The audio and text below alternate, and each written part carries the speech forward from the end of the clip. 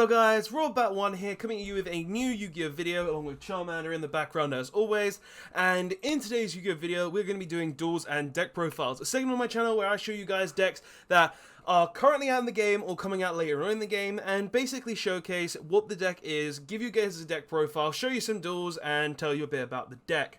Now, in today's Yu-Gi-Oh video, we're obviously going to be looking at Zoodiac, a deck that I've been testing, enjoying, and really liking, and pretty much we're going to be looking at it. I'm going to be showcasing the deck profile. Hopefully you guys will enjoy it, and we're going to go into some duels, because, to be honest, Zodiac, it may have been one of the most broken decks of all time in terms of its full power status, but it is really nowadays one of the more balanced decks, and that's funny to think about how the Zodiac back in the day was like tier 0 madness, and now it's just like a balanced deck that is actually fun to play because you don't have summoning multiple Rat Peer, using Barrage every turn, something like Free Trident, using Broad Bull to search any Beast Warrior in the game, any of those shenanigans anymore, and I feel like this deck is just a lot of fun and is really, really cool to play as well, guys. So without further ado though, let's actually get into the deck profile, show you guys what the deck is, and basically give you guys a showcase of the deck overall. So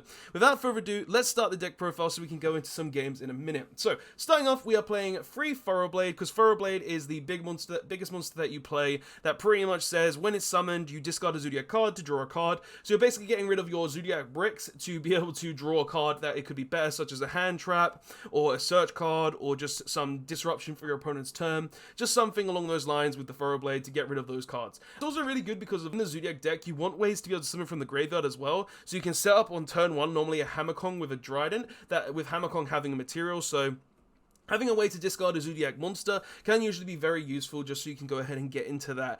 So that's pretty good as well. We also play free Whiptail, because Whiptail's versatility in the deck being able to just normal summon, attack, then equip to another Zodiac monster, and then when that Zodiac monster battles an opponent's monster, the opponent's monster is banished. So pretty much this card is additional damage. It allows you to banish your opponent's cards. It's just a really strong card overall. Free Ram, because Ram is basically impermanence protection for all of your Zodiac monsters, because when a Zodiac monster that is equipped with this is targeted by a trap effect, you can go ahead and detach a material and negate that trap. So it's really strong for that as well. And then one Rat Peer, because when you normal summon it, you send a Zodiac card to the graveyard, so you're going to basically go ahead and send a Zodiac monster, so you can go ahead and use the Tracker 9 to summon one from the graveyard and set up the Hammerkong combo that I mentioned a minute ago.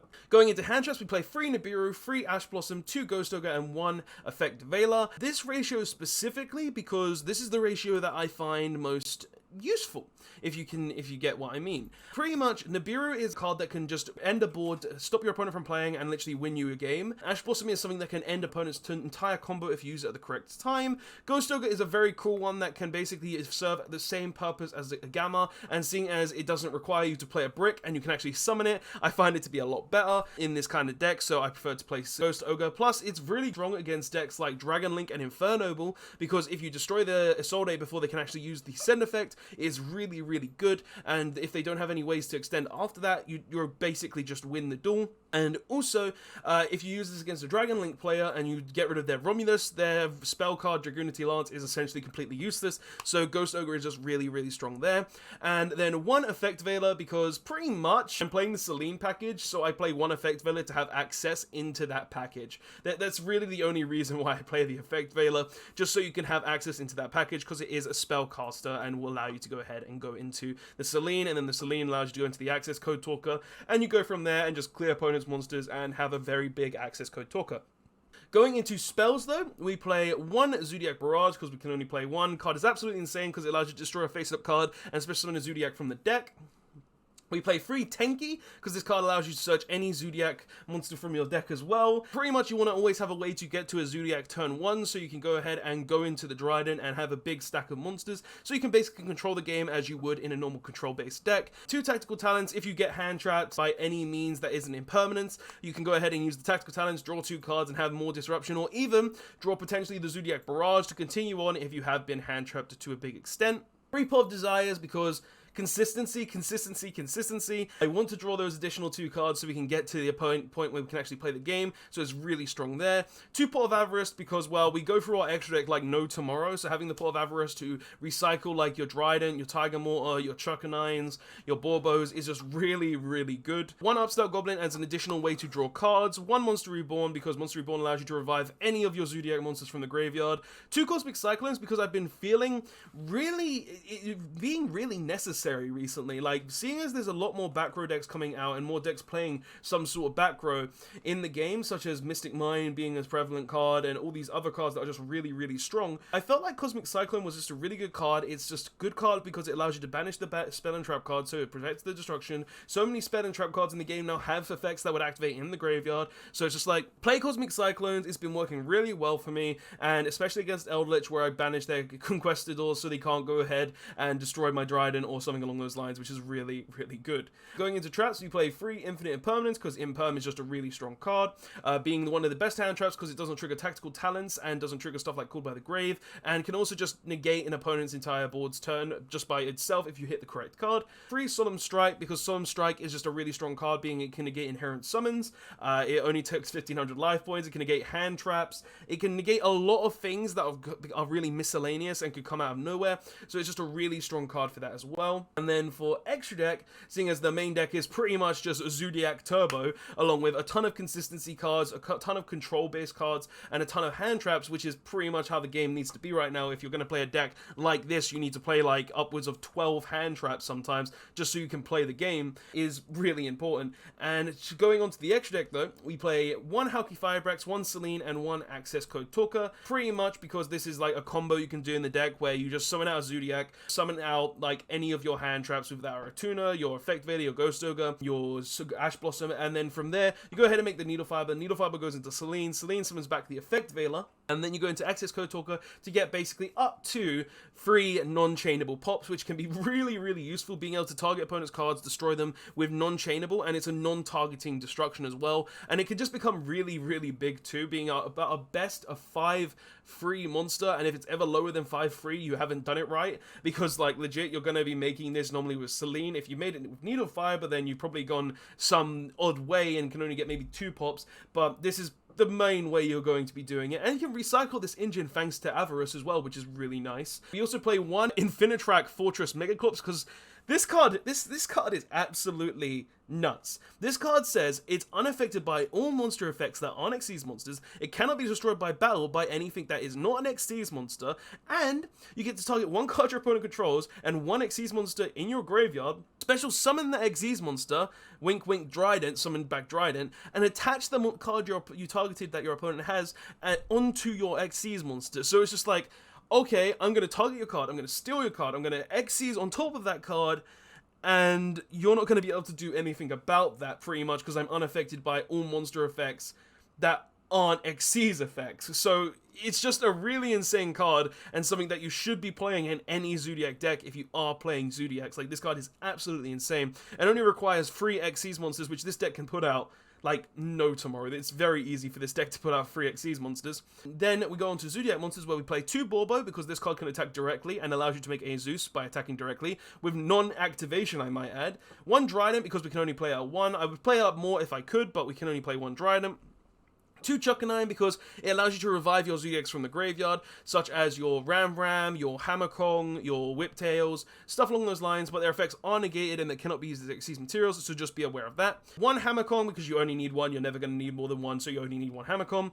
3 Tiger Mortar because Tiger Mortar is by far one of the best ones, just because if you do make Tiger Mortar, you can literally just overlay you can summon a Thoroughblade, go into a Borbo, make a Tiger Mortar, and then if you've discarded like another Thoroughblade or a Whiptail or even a Ram, you can go ahead, just use Tiger Mortar, target a Zodiac monster in the graveyard, and then attach it to the Tiger Mortar or a different Zodiac monster, which is really, really strong for Zodiacs overall, being able to just attach, make your monsters bigger, and even give more materials to something like Dryden if you really want. We also play one Vespinet the Spine Breaker. This is actually, or Drill Driver Vespinet, because this is a card is pretty much just a big monster that you can put on top of any of your rank 4 Zodiac monsters. It's pretty much only there for that. You summon it, you attack, it does piercing damage. There's no other reason, because sometimes when your Zodiac monsters lose all their Xyz materials, such as if Trident did go to 0 Xyz materials, it's going to be a 0 attack point monster. So just being able to turn it into like a 25 beat stick is better than having a 0 attack point monster. Plus, if this card is destroyed, you get to go ahead and special summon a level 5 or lower monster from the graveyard, so it is kind of like recursion there as well if it dies. And then the last monster is one, a Zeus, because a Zeus is absolutely insane. Being able to just be summoned on top of any Xyz monster as long as you battled with an Xyz monster this turn, normally going to be the Borbo because just attack with that Borbo, and then just go ahead and detach 2 materials and wipe the board. And in Zodiacs, where you can put like 6 Xyz materials on one monster, you can activate a Zeus during either player's turn and also do it up to 3 times in a duel very easily, which is absolutely insane. Plus, if any of your other cards are destroyed, you do get to attach 1 material to this card, so that's also a shout there if you really want that as well. So it's just a really strong card. This is a really cool deck, and I honestly feel like this is a great deck overall, Zodiac, being one of those decks that can just compete against a lot of the top tier meta decks right now, because it just has so much versatility and is a really cool control deck, and has slight combos in it as well, where you just go ahead and make the Hammer Kong turn 1. It's not a big combo deck, but it's primarily a control deck now. So, guys, that's the deck profile. The deck is really cool. I really do like it. And we're going to now go into some duels, so I hope you enjoy that. So, the first duel for the video. Let's see what we're going to be up against. We did win the rock, paper, scissors. So, let's see what we're going to be up against. And we've opened a very good hand as well. So, we're obviously going to start off by normal summoning the Thoroughblade and then triggering the Thoroughblade to get rid of the Zodiac Ram, which will allow us to draw a card. Drawing Tactical Talents is not really what we want to draw turn 1, but it will do. So what we're going to do is we're just going to go ahead and go up the ladder. We're going to go into the Hammer Kong, and then from the Hammer Kong, we're going to make the Tiger Mortar. Now, we're going to play around the Nibiru for this hand, because I don't really want to risk the Nibiru, because if we do get Nibiru, we don't have a lot of outplays around that, but it's still things we could potentially do. So we're going to go ahead and attach the Ram from the graveyard, also playing around the Infinite Impermanence, because if the opponent has Infinite Impermanence, we can just go ahead and negate it. And we're also going to go ahead and end on the Trident, along with Solemn Strike and Infinite Impermanence set, allowing us to basically have 3 disruptions for our opponent's turn. Now, obviously, drawing the 2 Tactical Talents is not the ideal situation, because the 2 Tactical Talents don't really do anything for us, but it's not the end of the world, even if we do draw the 2 Tactical Talents anyway, so we'll see what our opponent has got. So, our opponent has 6 cards in hand. What is our opponent going to be playing for this first game of the Zodiac Duels and Deck Profiles video? Let's find out. He's probably thinking how to play around this, and he's playing a Dragon Maid deck. Okay. It might be the Dragon Maid control deck, because that's actually a deck that's been surfacing where you play a lot of Dragon Maids to control the game, which is kind of interesting. So goes ahead and does that, uses Monster Reborn to go ahead and summon back his big Dragon Maid. Okay. Interesting choice that he chose to do that, because he could just enter the battle phase and summon this Dragon Maid anyway, but I guess he wants to try and like prevent me from popping it. And he makes a Verte Anaconda. Now, I'm going to let him just use the Verte effect, because then I'm just going to impermanence the Verte Anaconda. So he goes ahead and does that. He sends the Red Eyes Fusion to the graveyard, and we go ahead and infinite impermanence the Verte Anaconda. And we'll see what else he has, because we still do have 2 interruptions for our opponent's turn. And he has nothing else from the look of it, so we're going to go ahead and draw for turn. We drew Cosmic Cyclone. Now, Cosmic Cyclone, we can just go straight ahead and target the trap card. Now, we don't know what it's going to be, but it could be something very useful. It's the Dragon Maid Cleanup. Now, this is the one that composes cards, so that's kind of interesting. But what we're going to do is we're just going to go into battle phase, like so. Attack the Verte so we can get rid of that. And I don't really think I need to do anything else, because I feel like I'm in a very good position. Like, I could go further. Like, I could go into the Chuckanine. The Chuckanine detach, summon back the Trident, and then go into the Tiger Mortar. Tiger Mortar attaches to the Trident, and then I could go into, like, a Zeus. But I don't think I need to go that far, so we're just going to go ahead and pass with the Trident and the Strike. So, what could our opponent have? He goes ahead and uses a Dragon Maid Hospitality. That's fine. We don't care about a Hospitality.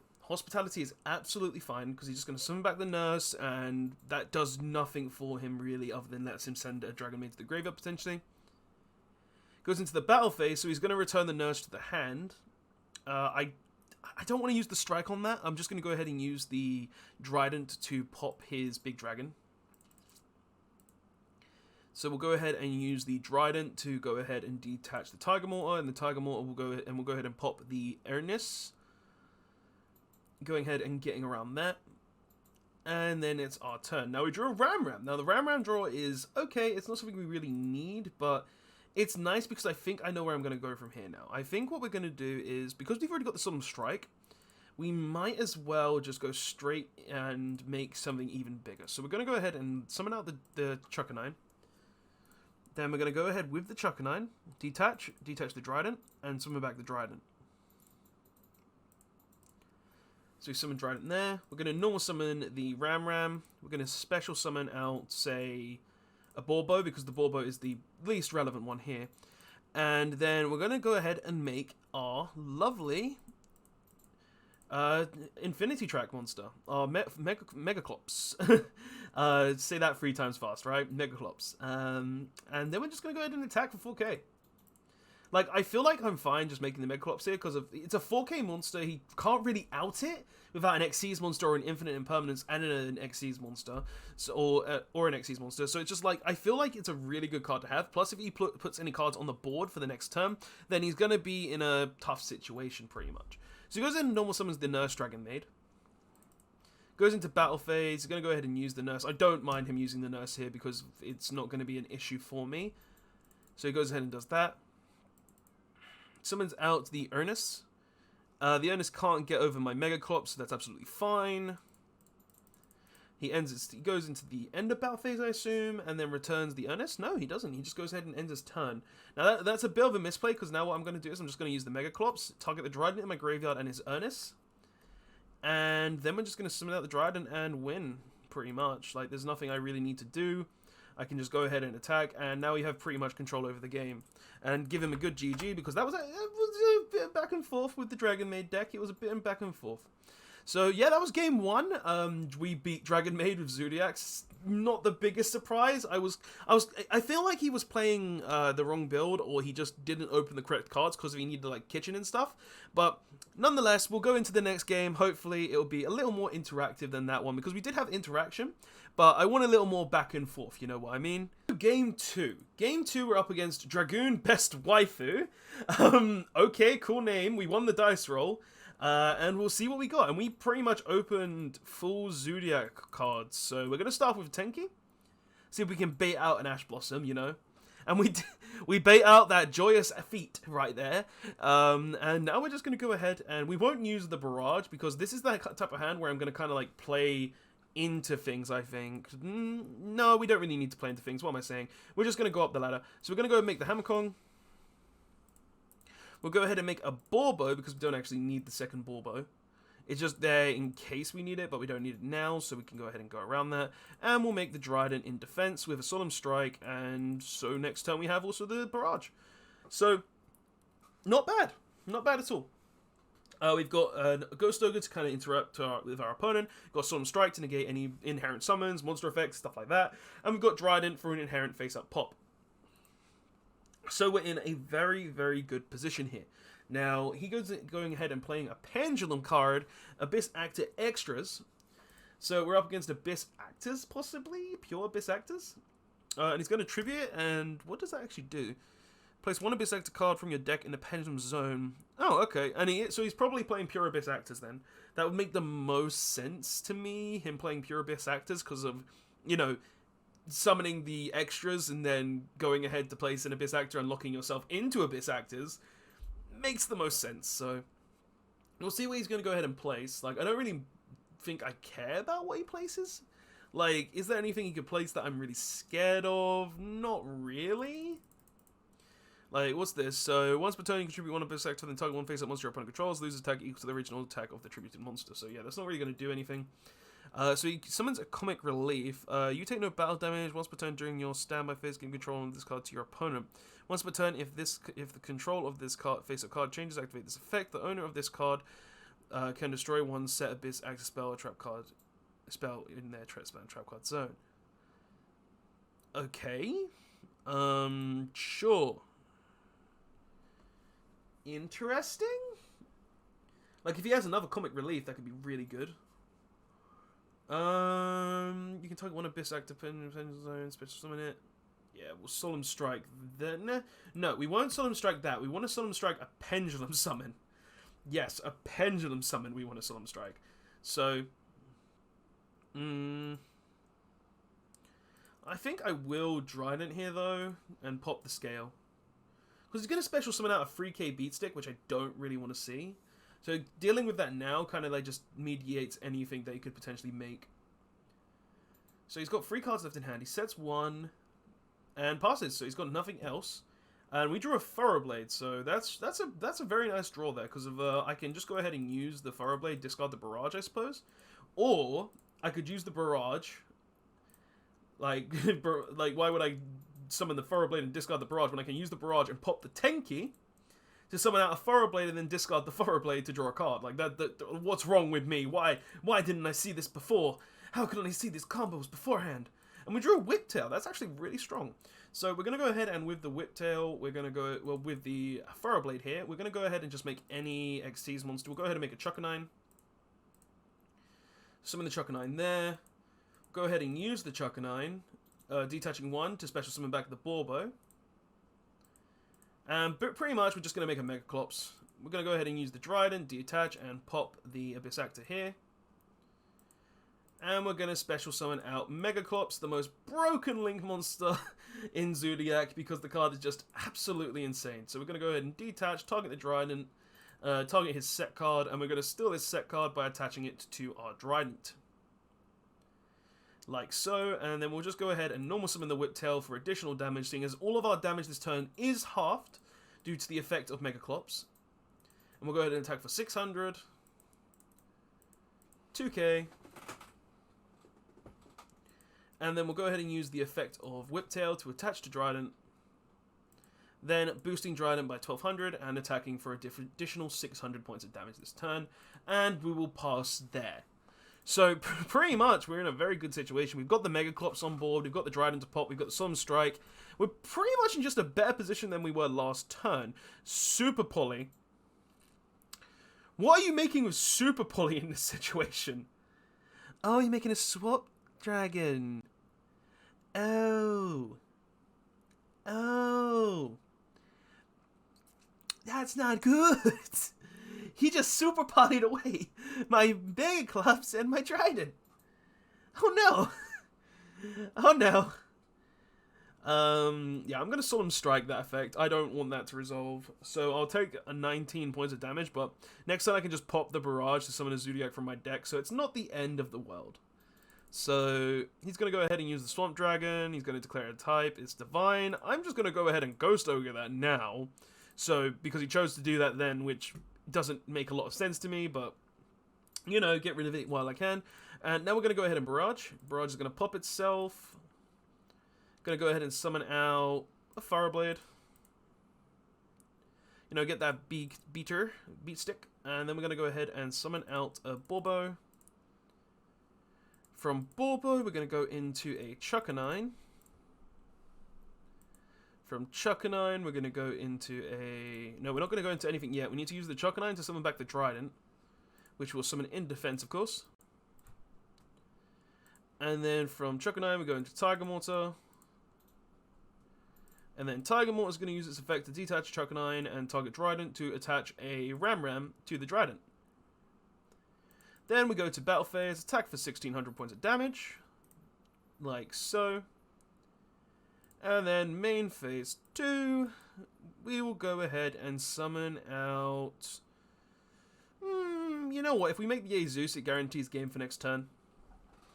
So we'll go ahead and make the Azus and pass there. So we've got a Pop and we've got a Board Wipe. I doubt he can win from this. So he's got 1 card in hand. I don't think he can win, so this should be game. Like, so he sets 1, he goes end phase. I could just go ahead and use the Azus' effect, which I think I will. Going ahead and detaching the 2.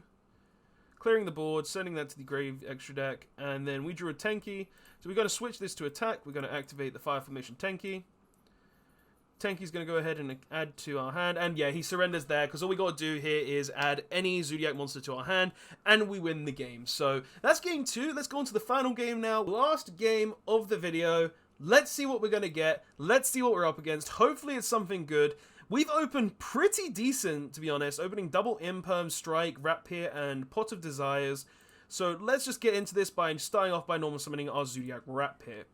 Now, Zodiac Rapier is going to go ahead and send the Ram to the graveyard for obvious reasons, and we're just going to go ahead and play up the Xyz ladder. So, go from Rapier into Tiger Mortar. Tiger Mortar's effect is just going to go into Detach, and go ahead and equip the Ram to the Tiger Mortar. Then we're going to go ahead and make the Hammer Kong, which is going to go ahead and summon over the Tiger Mortar, and then finally we're going to go ahead and make the Trident, make it in the corner over here because I don't want to get hit by the Relinquish link, and we're going to go ahead and set some cards, activate Desires, see if we can't draw anything really nice. Probably should have activated the Desires first, and we got Nibiru, which is nice, but what did we banish? That's the big thing. Not the worst banish, I'd say. Like, the worst thing we lost here is probably the Avarice and the Monster Reborn, but everything looks good to me, so we're going to go ahead and pass. We have 2 Impermanents and a Solemn Strike set, so I should be fine against whatever the opponent is playing. And we've also got Nibiru if they do somehow manage to clear. So we're up against Orcust. Okay, well, I think I'm just going to go ahead and... No, we won't strike that. We'll go ahead and Imperm that. Because Imperming it just guarantees that it's out of the way, and it can't really beat over our Trident anyway. So, and next time I can just go ahead and get over it pretty easy. So he's going to go ahead and use an Orchestrated Return. Alright, so he's going to draw 2. Interesting. I'm wondering what we're going to see here. Because he's used his normal summon. He might set some cards, like a Fog Blade, some stuff like that, and then pass, but he can't really do anything else. Card Destruction. Oh. Okay. I don't like that. That can set up a whole new world for him. I could stop the Trident pop, but no, it's not worth it.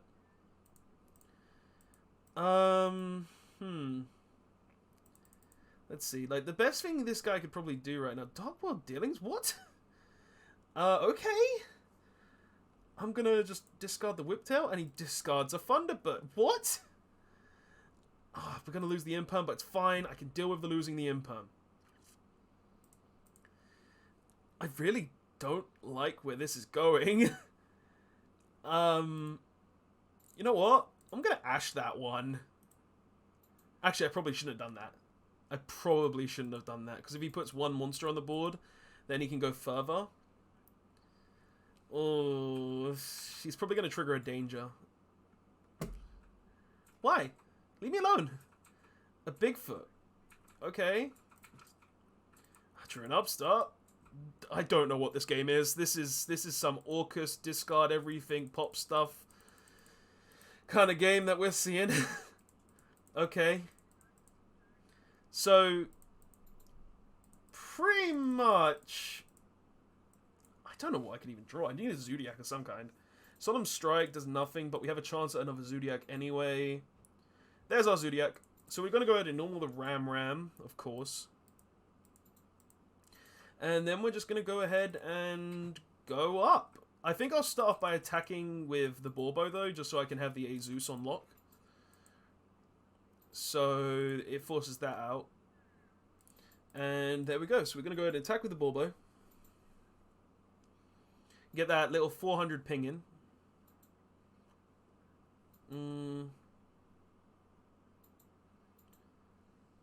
And then we'll go up the ladder. So we'll go ahead and make us a Chuckanine. We'll use the Chuckanine effect. Go ahead and summon back the Trident.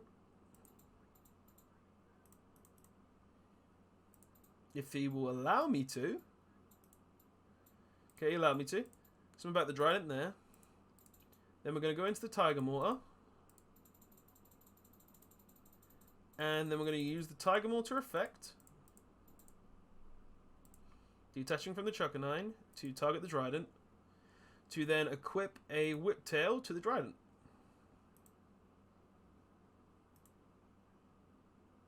And then we're just going to go ahead and set the Solemn Strike. And we'll summon our... I could summon the Azus, but there's not really a point in this situation, is there? So I guess I could just... Nah, we'll summon the Vesper, because if the Vesper dies, then we just go ahead and get a free boost. We get a free revival, which is nice. So we'll do that. And then I'm just going to pass. There's not really anything else I plan on doing or want to do. So that just seems like the correct option for me, to be completely honest. So we'll just pass there. So let's see what our opponent is going to do from here. Like, I know he's going to go ahead and activate the Orchestrate. He's going to go ahead and use the Nightmare Engrave, and I'm just going to go ahead and negate that. He's going to use that first. I'm going to let that resolve and then just negate the Orcus Knight with the Solemn Strike. So he goes ahead and uses that. We're going to go ahead and use the Solemn Strike to go ahead and negate that. Just like saying no completely. Okay, now he's probably going to go ahead and use the Orchestrated Nightmare. Yeah, and we're going to also Solemn Strike that, just so we can prevent that from happening. And then we've still got the pop on board, and I can start attacking for some damage next time. Like, I feel like stopping these was just the correct choice. And if he does have a normal summon, I've got the Dragon to pop the normal summon too, so that's fine. So, we'll see what our opponent has. Nope, he's got nothing else, so he just goes ahead and passes, and we draw for turn. We drew a Tenki! Now, because we drew the Tenki, we're going to do a lot of damage this turn. So, we're going to go ahead and use the Tenki, we're going to grab a Furrow Blade. Okay, we're going to normal the Furrow Blade. And we're going to switch everything to attack. And go Battle Phase. So we'll attack with the Furrow Blade. We'll attack with the Vesper.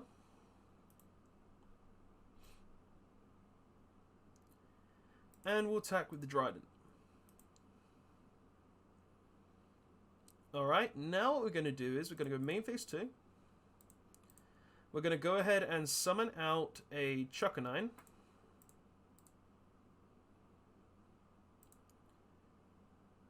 And then we're going to summon out... Now then we're going to use the Chuckanine effect, detach the Furrow Blade, and we're going to summon pretty much any XCs from our graveyard. So we'll go ahead and summon the Hammer Kong. So we'll summon the Bulbo, and we're going to go ahead and summon out a Megaclops. And then we're going to use Megaclops targeting his Saturn Trident.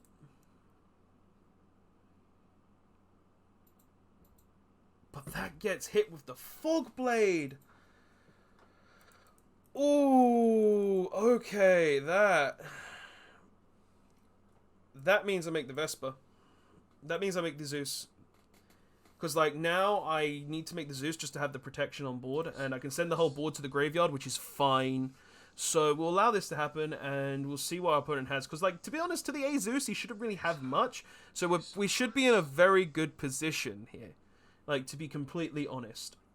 So, we'll see what our opponent has for this. I don't think he'll have anything, to be completely honest.